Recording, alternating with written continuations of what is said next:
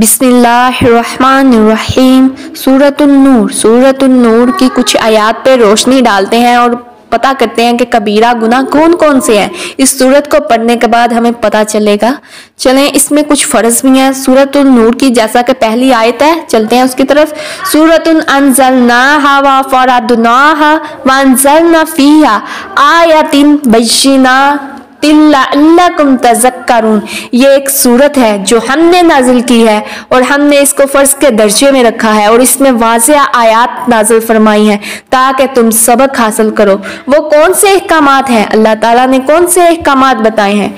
आयत नंबर 2 है, अज़्ज़ानियातु वज़्ज़ानी फ़ज्लिदू कुल्ला वाहिदिहुमा मिआत जल्दतिन वला ताख़ुज़कुम बिमा रअफ़तुन फ़ी दीनिल्लाहि इन कुंतुम तुअमिनूना बिल्लाहि वल यौमिल आखिरि वलयशहद अज़ाबहुमा ताइफ़तुम मिनल मुअमिनीन। जानी औरत हो या मर्द, इनमें से हर एक को 100 दीनें लगाओ, और अगर तुम अल्लाह और आखिरत के दिन पर ईमान रखते हो तो इन दोनों में से किसी पर भी तरस नहीं खाओ। यानी तुम लोगों को तरस नहीं आना चाहिए कि इन बेचारों को मार पड़ रही है। और मुसलमानों में से एक गिरोह इनकी सजा के वक़्त इनके पास मौजूद होना चाहिए।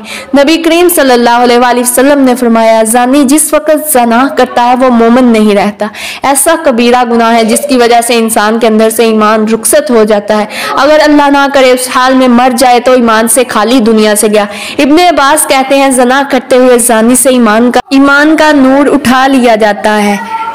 ज़ना का अंजाम भी बहुत बुरा है। रसूलुल्लाह सल्लल्लाहु अलैहि वसल्लम ने फरमाया, मेरे पास 2 आदमी आए और उन्होंने मेरा बाजू पकड़ा और मुझे एक दुश्वार गुजार पहाड़ के पास ले गए। तो वहाँ कुछ लोग थे जो बुरी तरह फूले हुए थे, उनसे बैतुल खुला की तरह गलीज बू आ रही थी। मैंने पूछा, ये कौन है? उन्होंने कहा, ये ज़ानी मर्द और ज़ानी औरतें हैं।